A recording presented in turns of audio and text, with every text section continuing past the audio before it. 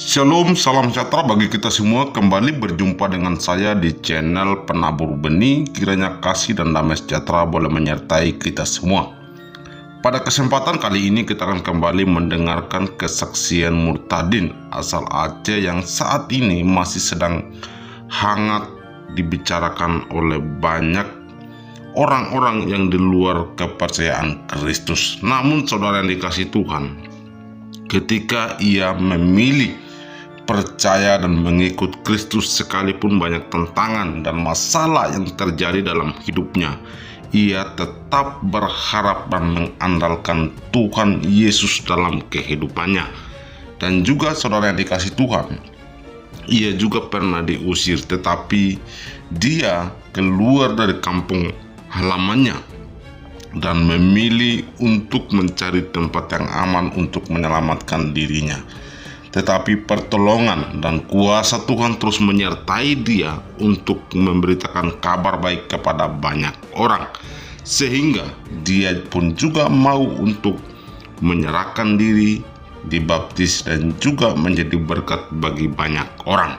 Saudara yang dikasih Tuhan, dan saat ini juga selain dari kesaksian dia, kita juga mendengarkan bagaimana ia menjawab pertanyaan-pertanyaan dari orang dari luar Kristen. Tetapi sebelum kita menonton dan menyaksikan, saya membagikan satu bagian firman Tuhan untuk kita semua. Roma pasal 10 ayat 14 sampai 15 bunyinya demikian. Tetapi bagaimana mereka dapat berseru kepadanya jika mereka tidak percaya kepada dia? Bagaimana mereka dapat percaya kepada dia jika mereka tidak mendengar tentang dia? Bagaimana mereka mendengar tentang dia jika mereka tidak ada yang memberitakannya? Dan bagaimana mereka dapat memberitakannya jika mereka tidak diutus? Seperti ada tertulis betapa indahnya kedatangan mereka yang membawa kabar baik. Demikian firman Tuhan yang terdapat di Roma pasal 10 ayat 14 sampai 15. Di mana firman Tuhan begitu jelas, saudara yang dikasih Tuhan, bagaimana mereka berseru di dalam nama Tuhan kalau tidak ada yang memberitakannya. Oleh sebab itu, para murtadin ini yang berlatar belakang Muslim, ketika mereka mengambil keputusan percaya kepada Kristus, ketika mereka mengenal Yesus, justru mereka tidak malu untuk menyaksikan bagaimana perbuatan Tuhan kita Yesus Kristus yang begitu ajaib dan dahsyat dalam kehidupan mereka. Sekalipun banyak tantangan dan masalah, tetapi mereka tetap menyatakan kuasa Injil jauh lebih besar dari kuasa yang ada di bumi ini. Mari kita menonton dan menyaksikan bagaimana tantangan yang ia alami setelah ia menjadi pengikut Kristus. Berikut ini videonya. Tuhan Yesus memberkati kita semua.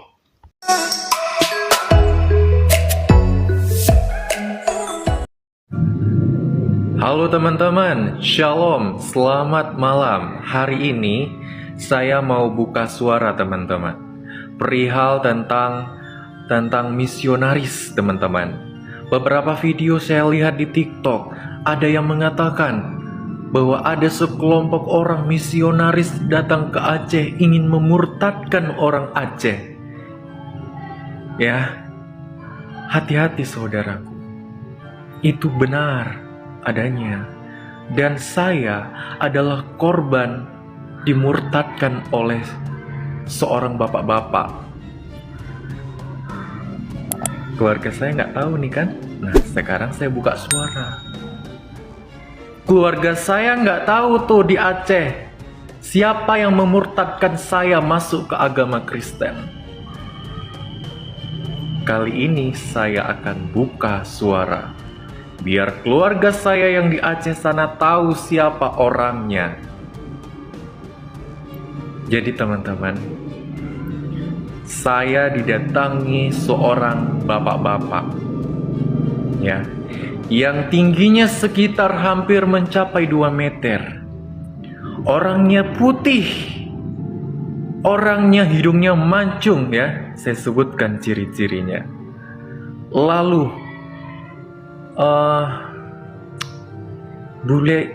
bule kening, alisnya seperti saya.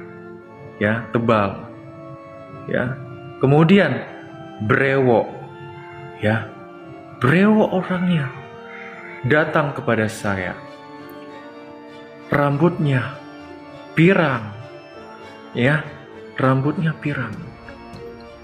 Habis itu, rambutnya itu sebahu, teman-teman, ya. Bapak-bapak itu datang kepada saya. Lalu dia bilang kepada saya, "Akulah jalan kebenaran dan jalan kehidupan. Tidak ada seorang pun yang datang masuk ke dalam sorga jika tidak melalui aku." Dan namanya saudara adalah Yeshua HaMasiah. Keluarga-keluargaku di Aceh. Siapakah orangnya? Yeshua HaMasiah. Dialah yang membuat saya menjadi seorang Kristen. Jadi keluargaku udah tahu kan namanya siapa? Yang buat saya menjadi orang Kristen adalah Yeshua HaMasiah, seorang bapak-bapak yang wajahnya seperti orang Yahudi, seperti saya, muka-muka orang Yahudi. Dialah yang membuat saya menjadi orang Kristen. Udah jelas kan, teman-teman? Saya sudah buka suara. Tinggal kalian cari bapak-bapak itu, biar kalian juga ikut sama seperti saya. Sekian dan terima kasih saya ucapkan. Semoga damai sejahtera meliputi Anda dan keluarga semuanya. Shalom. Semangat terus Kak, saya juga Murtadin dari Lampung. Semenjak saya ikut Tuhan Yesus, saya kehilangan semua harta. Tapi saya bangga karena punya Tuhan yang hebat. Haleluya, haleluya. Terima kasih ya kakakku atas kesaksian yang telah kakak ceritakan di VT saya ini. Dan saya juga mau cerita sedikit. Saya dulunya juga terlahir dari keluarga yang mampu, yang punya harta yang berlimpah. Dan ketika saya percaya kepada Tuhan Yesus Kristus, segala harta-harta seperti rumah, seperti kendaraan, seperti tambak ikan, seperti sawah, semuanya diambil oleh keluarga. Dan saya tidak mendapatkan warisan dari orang tua saya karena saya memilih jalan keselamatan, yaitu jalannya dari Tuhan Yesus Kristus. Ya, karena saya percaya Yesus adalah jalan keselamatan, maka mereka mengambil semua apa yang telah diberikan kepada saya. Dan mereka pikir saya itu tidak bisa hidup tanpa mereka. Mereka nggak tahu dengan saya membuat VT ini membuktikan saya juga bisa hidup dengan Tuhan Yesus. Halo shalom teman-teman, selamat malam. Pada malam hari ini saya ingin mengajak saudara untuk sedikit berpikir, ya. Dan teman-teman tolong bantu saya berpikir, karena dalam beberapa hari ini saya sering upload video, saya sering menampakkan kalung salib, ya. Karena memang sengaja saya nampakkan, saya suka dengan kalung salib ini, ya teman-teman ya. Tapi teman-teman, yang ingin saya mengajak teman-teman berpikir adalah, kenapa ya ada orang yang bisa takut dengan kalung salib? Ini teman-teman, kalung salib yang sedang saya pegang ini tidak ada kuasa apapun, ya. Tidak ada kuasa apapun, ini cuman hiasan doang. Tapi kenapa ada orang yang melihat ini kejang-kejang kepanasan? Ya, ada apa sebenarnya dengan salib? Kenapa orang bisa kejang-kejang ketika melihat salib? Ini cuma simbol doang yang bentuknya seperti tubuh manusia. Ini apa namanya? Ini kepalanya, ini tangannya, ini kakinya. Bentuknya seperti manusia. Tapi kenapa simbol ini tuh sangat ditakuti sama orang-orang? Coba teman-teman berpikir.